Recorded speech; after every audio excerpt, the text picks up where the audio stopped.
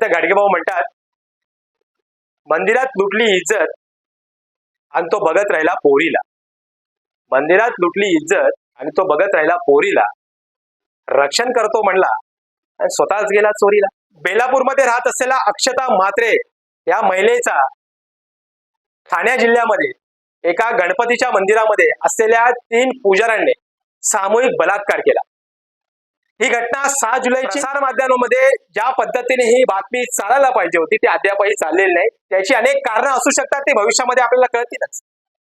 परंतु मला ह्या निमित्ताने सांगायचं आहे की मंदिरामध्ये असलेला पुजारी जो खरं तर देवाचा सेवक असतो आणि तो सेवक आज भक्षक झाला. एक शिंदे साहेब, ही सुद्धा तुमची एक लाडकी बहीण आहे.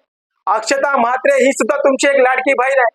त्या लाडकी बहिणीचा या ठिकाणी सामूहिक बलात्कार केला गेला आणि तो बलात्कार तुमच्या बालेकिल्ल्यामध्ये ठाणे जिल्ह्यामध्ये, जिथून तुम्ही निवडून आलात, जिथून तुम्ही मुख्यमंत्री झालात, त्या जिल्ह्याच्या एका मंदिरामध्ये झाला. खरं तर ह्या जे पुजारी आहेत त्यांना फक्त शिक्षा झाली पाहिजे, परंतु त्यांना फाशीची शिक्षा झाली पाहिजे अशी मुख्यमंत्री साहेब तुम्ही मागणी करणार आहात.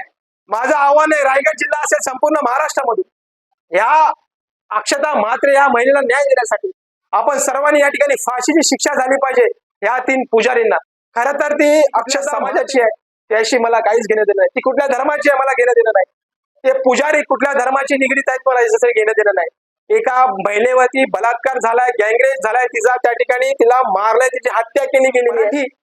आगरी समाजाच्या महिलांवरती बलात्कार करायचा, एका युपी मध्ये राहत असलेला, एखादा राजस्थान मध्ये राहत असलेला, काय गरज आहे? खरं तर या मंदिरांवरती जे काही प्रशासन आहे त्यांच्यावरती पण कारवाई या ठिकाणी शिंदे साहेब तुम्ही केली पाहिजे आणि या अक्षता म्हात्रे महिलेला या ठिकाणी न्याय दिला पाहिजे. अन्यथा या ठिकाणी आम्ही आंदोलन करू. इंडियन सोशल मुवमेंट संघटनेच्या वतीने संपूर्ण रायगड जिल्ह्यामध्ये आंदोलन केलं जाईल. याला फाशीची शिक्षा झाली पाहिजे.